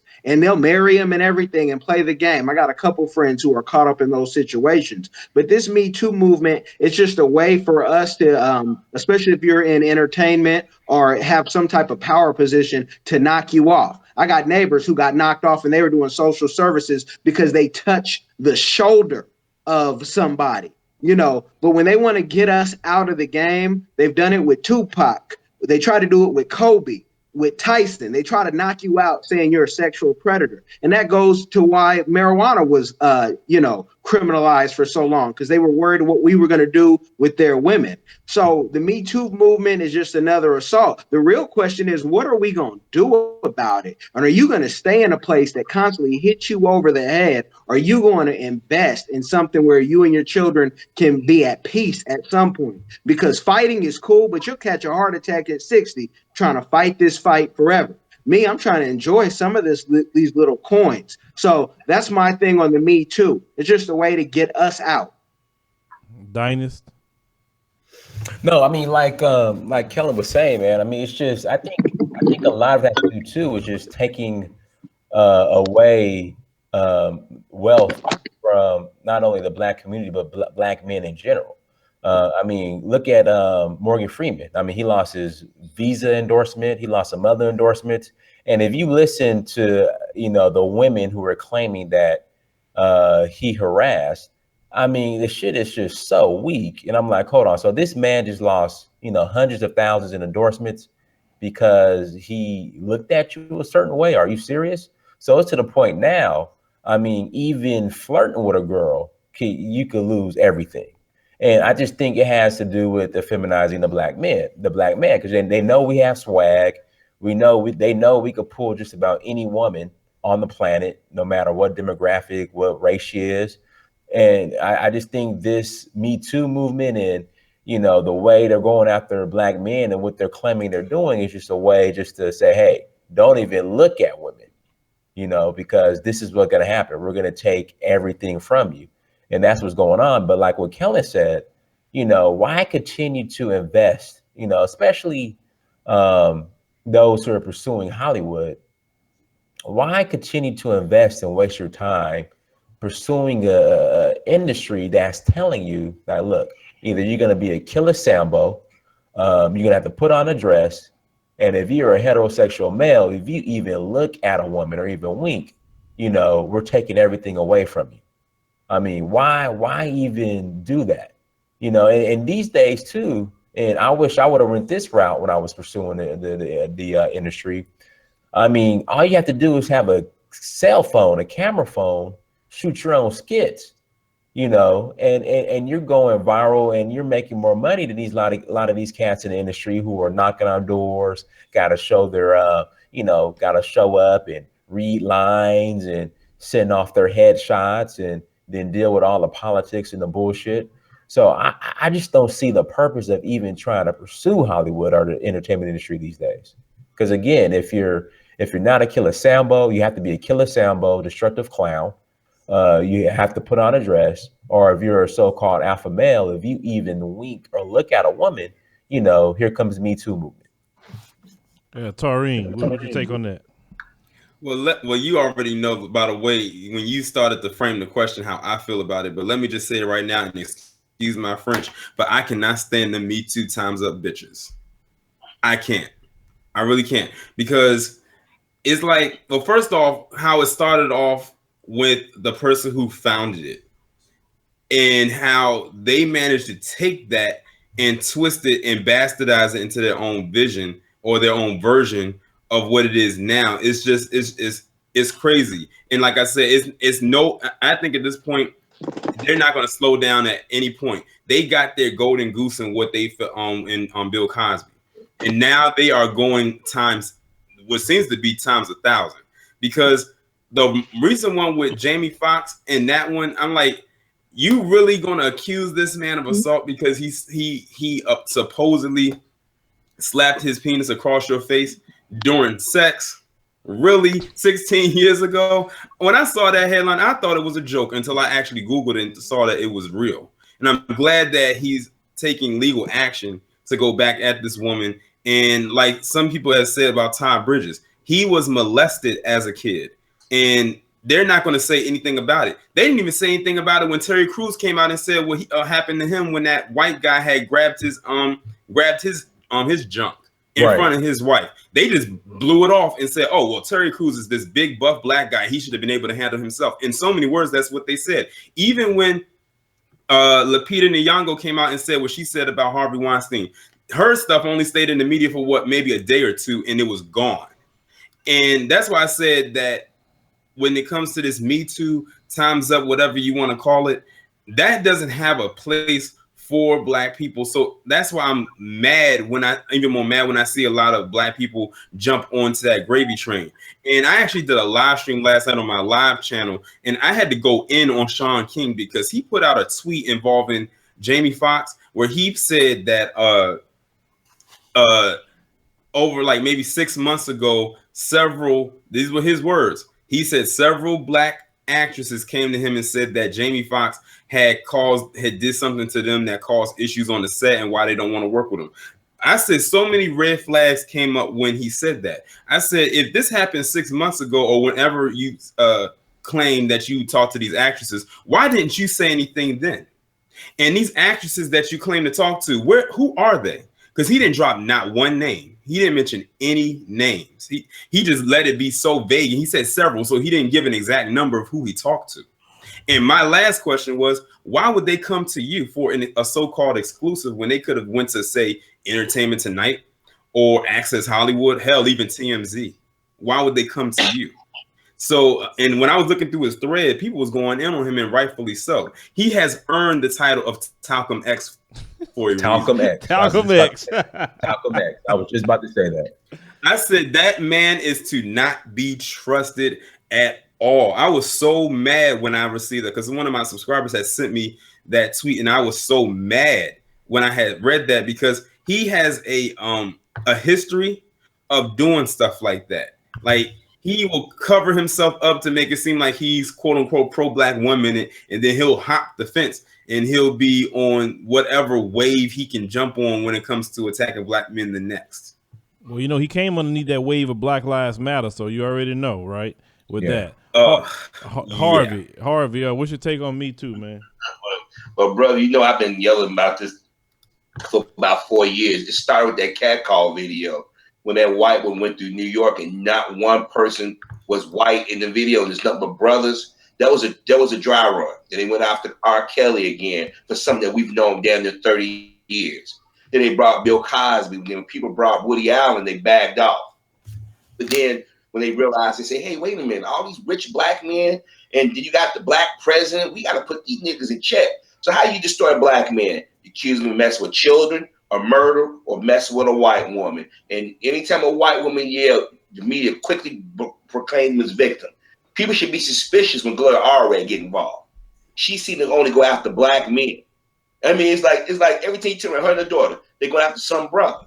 But my thing is, the Me Too movement is a joke within itself, because when they came out saying Me Too, why don't you go create another organization, Time's Up? That means they don't want the black woman to be a face and be the leader of the group. So that should tell black women right there you're being played. But then you got women coming out 40 years later saying, oh, by the by, I touched you. Black men should be definitely afraid of this, because what if some girl in our class who had a crush on us and we ignored them? They said, I'm going to get that motherfucker. I'm going to say he did something to me. You have no proof that you didn't. I mean, look at Todd Bridges. He's the only surviving member of Different Strokes. So Gary Coleman not here to defend him. The old girl that played Kimberly that was giving him ass, she ain't here to defend him. The father ain't here to defend him. And the woman that was on the Facts of Life, she was on the Facts of Life. So it's just his word against everybody else. I mean, this woman wait till they damn near senior citizens to say, oh, by the by, he kissed me inappropriately. What? I mean, and then Jamie Foxx, as soon as he said, I'm dating Katie Holmes, I said, watch, he gonna get a Me Too then. And then look at Harvey Weinstein. They got evidence. They got audio of him admitting that he did stuff. They ain't make him do the perk walk like they did Bill Cosby. See, Bill Cosby is that ultimate get. When you had Judd Apatow and them saying, we're going to destroy his legacy, we're going to get him. When they said he was guilty by the court of public opinion, I told you, I said, watch you turn into the black man witch hunt movement. Every week, it's something about a brother. And you notice every week, there's been a white woman that's been involved in confronting us. The brothers of Starbucks, the brothers barbecuing, the brothers selling the house. Then you got on this one video I saw where this white woman got to this dude's car, was in his door, dared him to hit her. See, I know exactly. We have to look at our stuff. I see. Oh, you saw our foot there, but our women is giving them cover. Oh, they're not victims. I saw the interview with old boy from Family Matters, how he was basically saying these women waited 30 years or so, they're thirsty. Because my thing is, if Bill Cosby, any other man touched you 50 or 30 years ago, since when a white woman afraid to go down out of black men?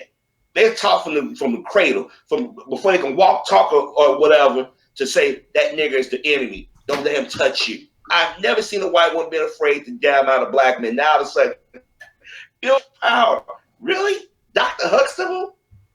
You mean you didn't go to the doctor? You didn't go to the police? You didn't tell anybody? Now you're going to have to tie bridges of all people? It's a witch hunt. And this is basically trying to check alpha black male saying, know your place. We can destroy you at any time just by us saying you did something. Willie? Let's take on me too, buddy. You talking to me? Yeah. You on the Willie on the panel, brother? I thought you said Billy. No, I said Willie. Oh, because I be Billy sometimes, Okay. All right, well, here it is, man. First off top, Me Too, Time's Up. They got some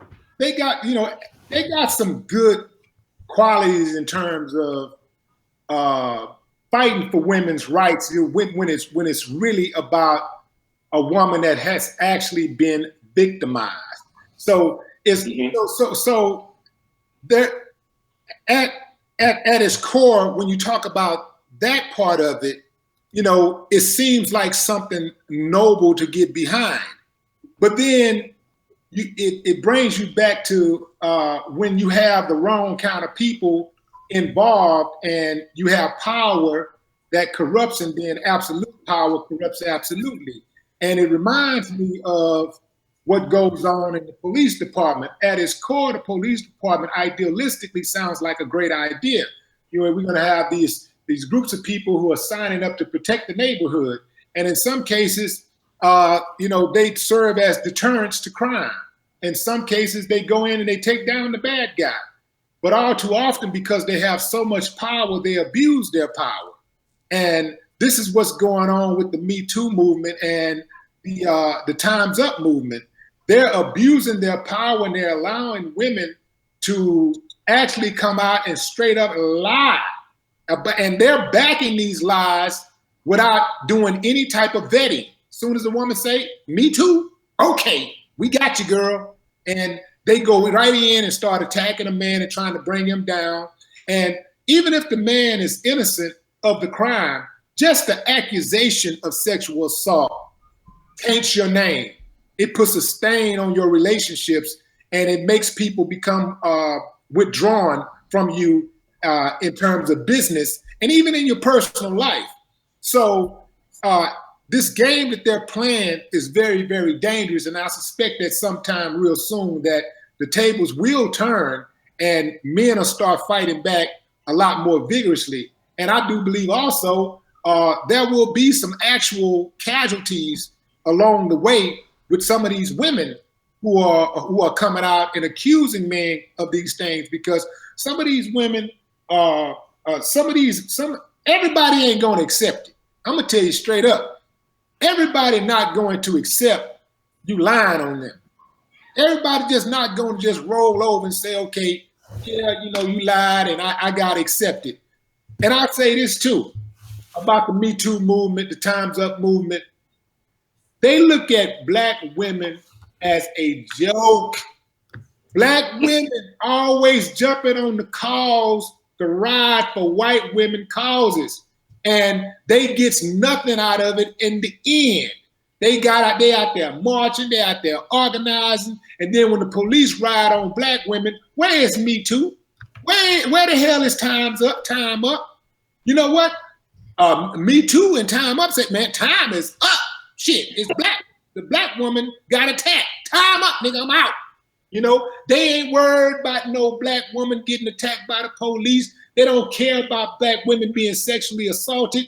When black women get sexually assaulted, the only time that they really care is when they can use that opportunity as a backdrop to attack a famous black man. If they can help bring down a famous black man. Notice, ain't no black women out there have brought down no famous white men yet, no prominent white men. That ain't happened. You know, black women got to ask themselves, why is that not happening? I mean, nobody likes to be made a fool out of. You can't see that you're being made a fool out of. You want to be a sucker? You really want to be a sucker? Okay, it's cool for the men not to make you out of a sucker, a chump.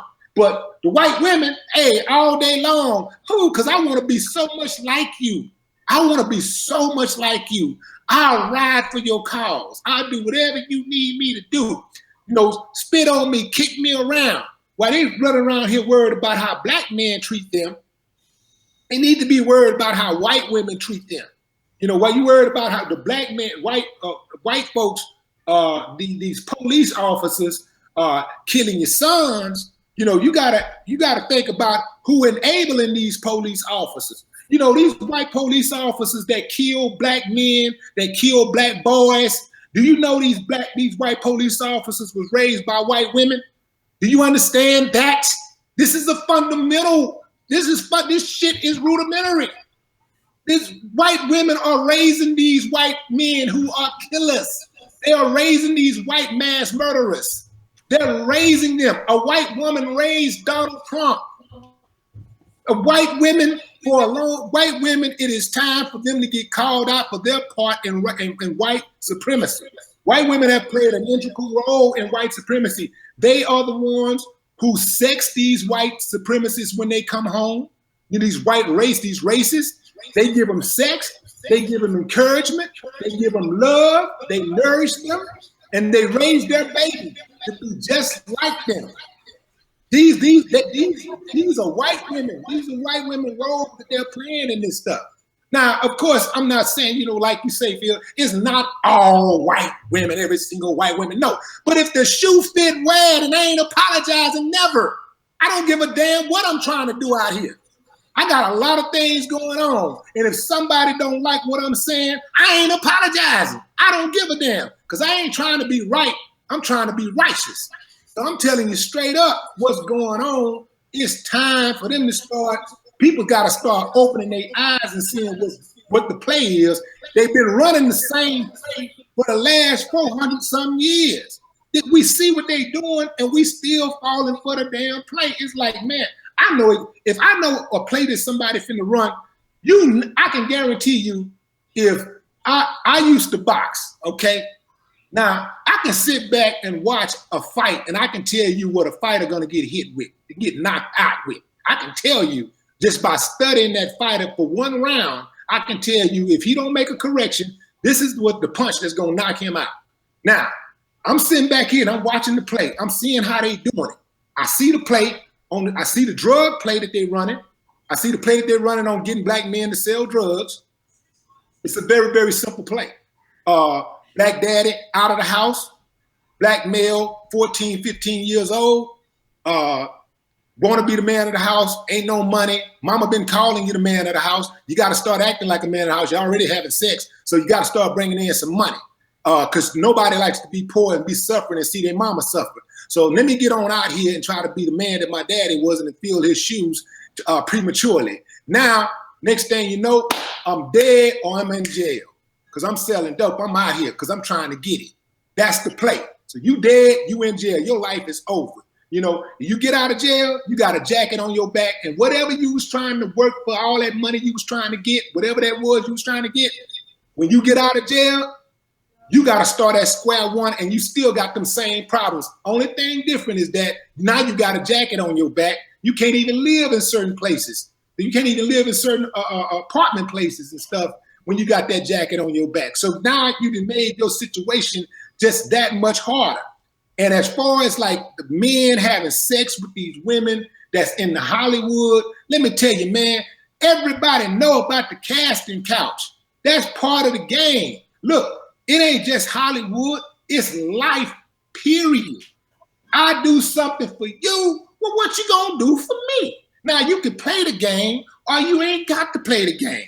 But if you choose to play the game, you can't play the game and play the victim at the same time. And a lot of these women are playing the game and they're playing the victim. Now, if you ain't playing the game and you get caught up and somebody abuse you, man, I'm all for it. I'm gonna ride for you. I ride for you because I don't like no sexual predators. I ride for you if the dude wrong, somebody took advantage of you, they violated you. You know, you went to a dude's apartment and he got a little bit too aggressive and you pushed him off and he kept coming anyway. You pushed him out, he kept coming anyway. And, you know, he took it. Hey, man, you got a case and I'll defend you. I'll defend you all the way to the fucking end of earth. But if he come on to you and you just open up and let him bust it open and then come back later and say he raped him, get the hell out of here. You cannot play the game and play the victim. Uncle Willie, you tonight. You going in.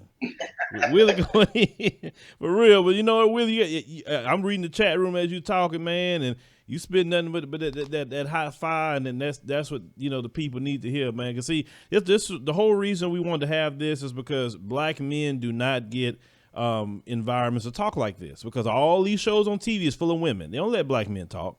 So, you know, why not, you know, we try to start doing something, letting, you know, black men come on and speak how we feel about, you know, the current society. A lot of people was asking in the chat room about all people that's on here tonight. I'm going to put everybody's link to their channel in the pinned comment once this thing finishes processing. So I just want to thank everybody that joined us tonight. Kellen has to go. He had to go take care of the babies, and that's more important. Dynas, let people know how to find you.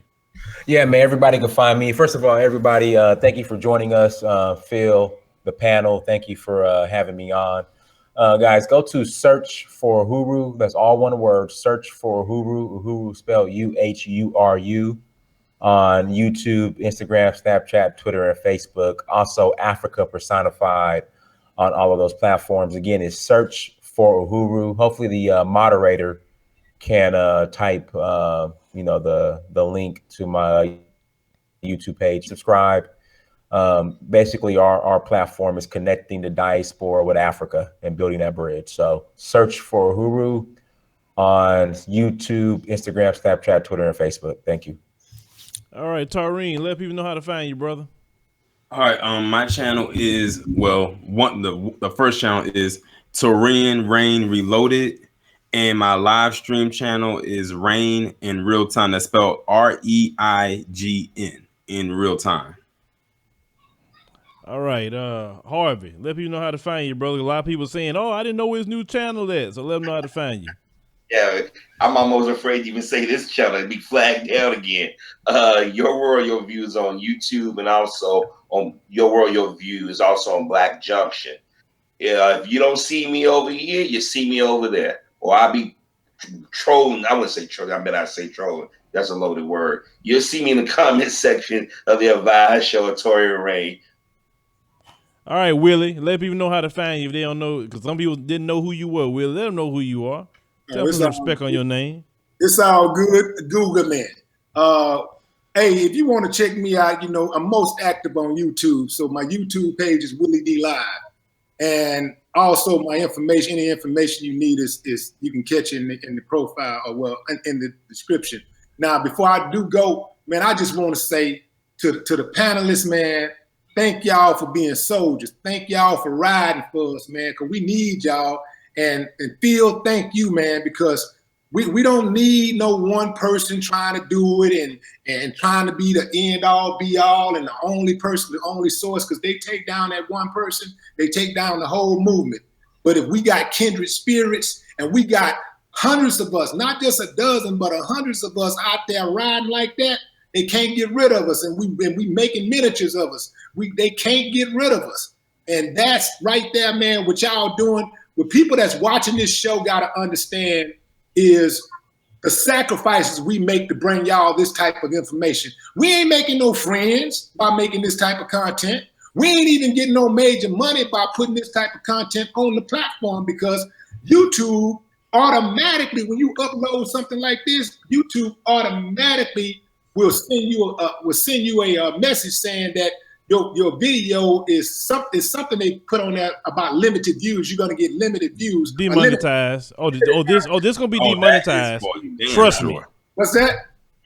That is for damn sure. Yeah, they're gonna say limited. They're gonna say limited advertising. This video will receive something limited advertising, and so ain't really even no money in doing this type of video.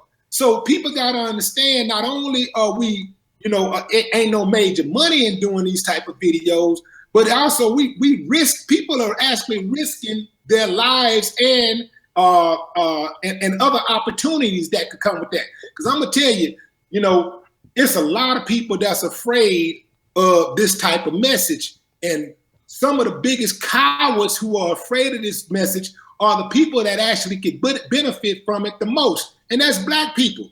But they so much coward. I mean, they got that buck dancing, house Negro thing down pat, man. They massa. Oh, you gonna get up? Massa don't want us doing like that. Like, we gotta get rid of Phil. We gotta get away from Phil. We can't be around Harvey Curry. Oh, no. These dudes, they're toxic masculine. What do you call it? Toxic male. What is that? Toxic masculinity. Toxic masculinity is what they're gonna call. Let me tell you, anytime you hear them say something about toxic masculinity, know that that's a good thing. I mean, know that the person, their subject is probably a good person, not a bad person, because that's really code for he ain't moist. You see, there's a lot of moist dudes out there. They're very moist. Okay, so those type of dudes are accepted. And the crazy thing about it is that you got people that would rather be around these type of dudes more than a real man, and women wondering why they got all of these type of problems. The women that's watching this show right now, of course, y'all good, y'all get it, y'all understand what's going on. But it's a whole lot of them out there that need to learn. They unlearn. So, I would employ y'all to spread the word, help spread these words to your homegirls, and let them see examples of real men, so they don't be out here thinking that all of us running around here with our plane landing crooked. All right, and ladies and gentlemen, like I said, I definitely thank you guys for joining us on the show today. Make sure you subscribe, click the like button. Guys, don't leave just yet. Like I said, I'm going to holler at you guys after we off. And, you guys like this sort of thing. Like I say, support. Like I said, we're going to put all the links to everybody's channel, so you can go subscribe to their channel and support them as well. I feel Black men need to have more discussions like this. And let's bring more men in and let's have these discussions, because brothers don't get a choice to say a whole lot, because they try to drown us out. So thank you guys for listening.